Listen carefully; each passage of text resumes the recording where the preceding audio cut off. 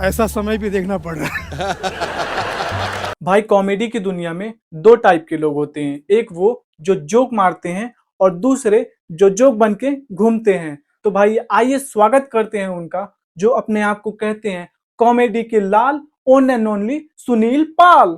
मुझे आपसे कोई दिक्कत नहीं सर, बस एक ही है, आप ब्रश क्यों नहीं करते हो यार?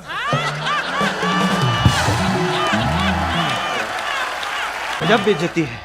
लेकिन इस एपिसोड से सुनील पाल जी का फायदा तो बहुत हुआ है सर। 20 साल बाद जाकर फाइनली रिलेवेंट हो गए, ऊपर से ब्रांड प्रमोशन भी मिलने लगी है और समय रैना के फैंस तो इन्हें फ्री में टूथपेस्ट तक भेज रहे हैं। हाँ, वो बात अलग है कि सर इस पर भी डिबेट कर रहे हैं। क्या तू मजाक करते रहता है फालतूगिरी की? आपके जोक से तो बेटर है ये मजाक। शर्म नहीं आती तुझे? नहीं बट मैं सोचा आपको।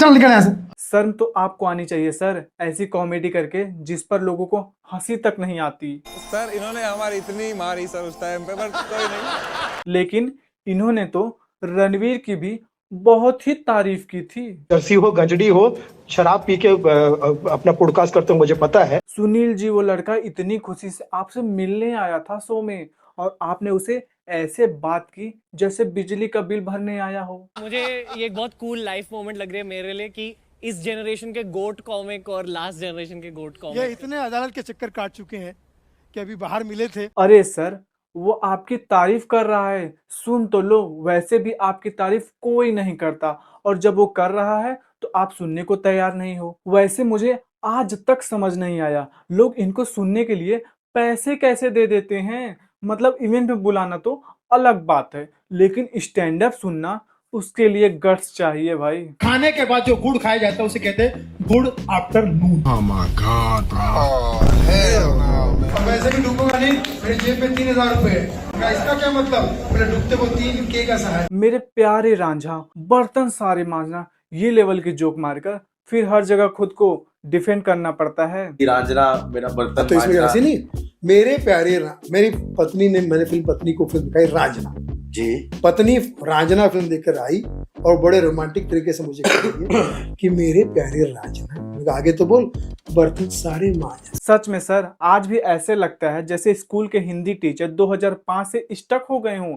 जितनी एनर्जी अपने जोक्स को डिफेंड करने में लगाते हैं ना सर, उतनी अगर नए लिखने में लगा लेते तो डिफेंड नहीं करना पड़ता। ये पंच आपने निकाला, आपने ये नहीं देखा कि उस मेले में 1.5 घंटा परफॉर्म किया। भाई 1.5 घंटा परफॉर्मेंस करने में इनके टाके टूट जाएंगे, बता रहा हूँ। ये जितनी होशियारी कर रहे हैं ना, ये सो कॉल्ड जो इनके जो कुत्ते भौंक रहे हैं, लाते हैं वीडियो बना के और नीचे ट्रोल करते हैं, यहाँ हंसना था क्या? वे बेवकूफ, तुम्हारी औकात नहीं है।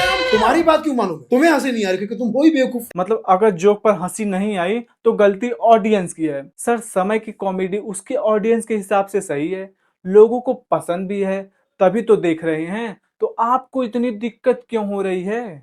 भाई देखिए, मैं तो ये कहना चाहता हूँ भैया, जो कॉम एडी है वही कॉमेडी है। और सही बताऊं भाई, मुझे तो नहीं लगता कि 2026 में नेटफ्लिक्स पे जाके ऐसे जोक मारना सही है। तभी तो अर्चना जी भी नहीं हंसी। वैसे हंसे तो सिद्धू पाजी भी नहीं थे, पर सिद्धू पाजी तो इनके जोक्स पे पहले भी नहीं हंसते थे। चल रहे हैं, अब चल रहे हैं। इतना जल्दी मत करे, अभी मुश्किल से माने हैं, अभी मतलब फिर उतर जाएंगे। निकल गया, मेरा भी निकल गया सुनील जी, हंसी तो निकली नहीं, मूत निकल गया। अबे साले, जो समझ में नहीं आता वो समाज में नहीं आता, और जो समाज में नहीं आता वो तो आतंकवादी होता है ना। और इसी बात पर इन्होंने समय को आतंकवादी डिक्लेयर कर दिया। हाँ भाई, अगर आप गाली वाला जोक मारते हो तो आतंकवादी हो। हमें तो आज तक लगता था आतंकवादी पाकिस्तान से आते हैं, पर नहीं, कॉमेडी वाले भी होते हैं। और मजे की बात यह है, ये जोक नया भी नहीं है, इसे भी सर 2005 से रिसाइकल कर रहे हैं। आतंकवादी तो है जो समाज में नहीं आता वो समझ में नहीं आता, और जो समझ में नहीं आता वो समाज में नहीं आता, तो वो तो जो समाज का विरोधी है वो तो आतंकवादी है। लोग इन्हें फ्रस्ट्रेटेड बोलते हैं और भाई साहब इसे भी कॉम्प्लीमेंट की तरह लेते हैं। बिल्कुल फ्रस्ट्रेटेड हो। अगर गाली गलौज नहीं करना अगर फ्रस्ट्रेशन की निशानी है, मैं फ्रस्ट्रेशन में हूँ। और अगर अच्छी बात करना फ्रस्ट्रेशन है तो मैं हूँ फ्रस्ट्रेशन में। मैं अच्छी बात करता हूँ, आप मुझे फ्रस्ट्रेटेड कहते रहिए। Sir are you okay? बार बार फंबल क्यों कर रहे हो? ओके ओके, बहुत साल बाद ब्रश किया होगा ना, लगता है इसलिए जुबान लड़खड़ा रही है। और मुझे तो पहले से पता था एपिसोड के बाद ब्लेम नेटफ्लिक्स पर जाएगा।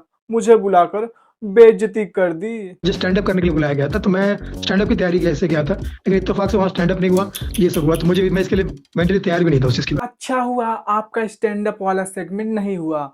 हम तुच्छ लोग आपके हाई आईक्यू वाले जोक समझ ही कहाँ पाते हैं। वो मुझे लगता था कि नेट फिक्स था, वो नेट फिक्स था, जाल फिक्स कर दिया गया। और अगर वो सेगमेंट हो जाता ना तो Netflix world wide market share गिर जाता।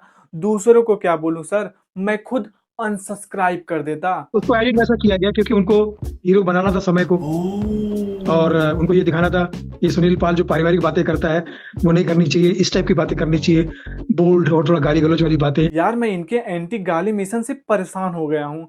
मैं खुद अपने कंटेंट में गाली नहीं देता, लेकिन इसका मतलब ये नहीं कि जो देते हैं वो आतंकवादी हो गए। क्लीन कॉमेडी तब अच्छी लगती है जब वो कॉमेडी लगे और आपकी नहीं लगती। और हैरानी की बात ये है, कपिल शर्मा के शो में खड़े होकर बोल रहे हैं क्लीन कॉमेडी को बढ़ावा नहीं मिलता। अबे साले। वैसे अगर हर चीज से इतनी प्रॉब्लम है तो ऐसे शो में जाते क्यों हो? ओह सॉरी, पैसे आते ही फिलॉसफी चेंज हो जाती है। कपिल के जो इर्द गिर्द सराउंडिंग जो माहौल चल रहा है, और खासकर उसका नेटफ्लिक्स पे आना, ये काफी कंप्लेंट आ रही लोगों की कि लोगों की नहीं, आपकी कंप्लेन आ रही है सर। नेटफ्लिक्स जो है हमारे हिंदुस्तान के घर घर में जा ही नहीं सकता। अगर फ्री में भी दे तो कोई लोग 2 दिन से ज्यादा देखेंगे नहीं। लेकिन आपको फ्री में नहीं बुलाया होगा सर, तभी तो आप चले गए खुशी खुशी अपनी बेइज्जती कराने। वरना आपको तो कपिल शर्मा से लेकर सुनील ग्रोवर तक सबसे प्रॉब्लम है। हाँ, सुनील ग्रोवर बहुत पुराना लग रहा है, वही चीजें घिसी पीटी चीजें, हंसी नहीं आती ना।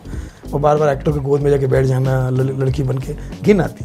लोगों को ज्ञान ना बांटे और अच्छा करे भैया, आगे चले। तुम्हारी गलतफहमी भी दूर होगी, पब्लिक की गलतफहमी भी दूर होगी कि लोग कपिल के साथ में आके तुम लोग बम उड़ा दोगे, ऐसा कुछ नहीं हुआ, ठीक है। अच्छा, अब वो लोग भी ज्ञान देंगे जो लोग खुद अपने चुटकुले की पुस्तक 2005 से चेंज नहीं कर पाए। अबे साले। और अगर आपको लगता है कि सर को सिर्फ समय रैना से प्रॉब्लम है तो नहीं भाई, जाकिर खान से लेकर मुनावर तक सबसे प्रॉब्लम है। तो गाली गलौज सिर्फ मुनावर थोड़ी ना कर रहे हैं, गाली गलौज पूरा इंडस्ट्री कर रहा है। जितनी हिजड़ों की फौज बढ़ाई सबसे, मैंने कहा सिर्फ उस आदमी की बात नहीं कर रहा, ये जितने यूट्यूबर हिजड़े हैं, कुछ 5% लोग अच्छे होंगे, हो सकता है कुछ 5% अच्छे होंगे जो ऐसा नहीं करते होंगे, लेकिन 95% ये हिजड़े ही। मतलब सर आपके हिसाब से हिजड़े इंसान नहीं होते?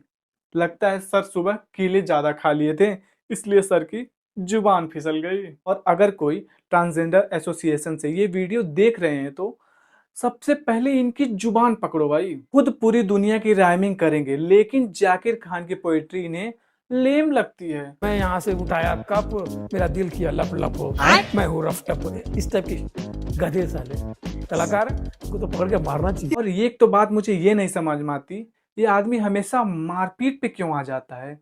लगता है कि ये कॉमेडी करने जाते हैं तो इनको आलू टमाटर चप्पल ही मिलती है, क्यों सर? समझ रहे हो ना? सच बोलूं भाई, सही बता रहा हूं, मैंने जाकिर खान को ये सब करते हुए कभी नहीं देखा और ना अपनी ऑडियंस को पैसे देते हुए देखा। कि जैसे कि सर बोल रहे हैं कि मेरे पोस्ट पे नेगेटिव कमेंट करवाने के लिए कमेंटियंस अपने ऑडियंस को पैसे देते हैं। सर आप क्यों नहीं समझते? आप इतने इंपॉर्टेंट नहीं हैं कि लोग आपको खिलाफ निगेटिव पीआर चलाएं। वो लोग जो ट्रोल कर रहे हैं उन लोगों को शर्म आनी चाहिए। शर्म क्यों आएगी जब उनका घर चल रहा है, पगार मिल रहा हो? क्योंकि गालियों वालों में यही लोग जाके तारीफ पर क्या, और मेरे तालियों वाले परफॉर्मेंस में गालियां देके जाती है। इसमें आपको शक नहीं पैदा होता? हाँ, अब तो मुझे भी शक हो रहा है सर। मैं आपके साइड हूँ, ठीक है। वो कौड़ी के लोग, उनका तो खर्चा ही मुझे ट्रोल करके चलता है, रोस्ट करके चलता है। उनकी औकात क्या है मेरे साथ? उनकी औकात नहीं मेरे पैरों के धूल बनने की। सुन लिया ना तुम लोगों ने, सर ने मुझे 2 कौड़ी का कहा है। इसी बात पर सब्सक्राइब करो ताकि मैं भी 2 कौड़ी कमा सकूं और बटर पनीर के साथ रोटी खा सकूं। और सबसे हैरानी की बात तो ये है, दूसरों की ऑडियंस को गंदा बोलने वाले सर अपनी ऑडियंस पर फिलॉसफी झाड़ते हैं और उसके लिए इन्होंने एक कविता बना रखी है जो हर जगह सुनाते हैं। हाँ, वही 2005 वाली। भाई जो मेरी ऑडियंस है ना, वो मेरे लिए अन्नदाता है। क्राउड नहीं, प्राउड है। वो भीड़ नहीं, लीड है। वो जनता है और वही जानता है। वही हमारे अन्न देता है, वही हमारे अन्य देवता है। ये वो हंसते हैं तो हमारे घर बसते हैं, वरना हम कॉमेडियन बहुत हंसते हैं। मेरा ऐसा मानना है, दिल, दिमाग, आंखें, आवाज, नेचर, नियत और कंटेंट है। पब्लिक प्लेटफॉर्म पे आपको साफ सुथरा रहना चाहिए। लेकिन अगर पैसे मिल रहे हों तो फिलॉसफी तेल लेने जा सकती है ना सर? ये चेक का अमाउंट देखो। सोनपुर मिला में मेरा। और ये सब करने के बाद भी ये इंसान गट्स रखता है ज्ञान पेलने का। लेकिन जानबूझ के कि भैया मेरे जोक पे नहीं हंसना है, उसके छोटे से जोक पे ज्यादा हंसना है। नवजोत सिंह सिद्धू जिसने 20 साल से बड़े बड़े कॉमेडी को सुना है, वो आदमी छोटे से जोक पे कह रहा टू गुड, आजा गुरु गले मिल जा। सर क्योंकि उसके जोक सही में अच्छे थे और आपके नहीं थे।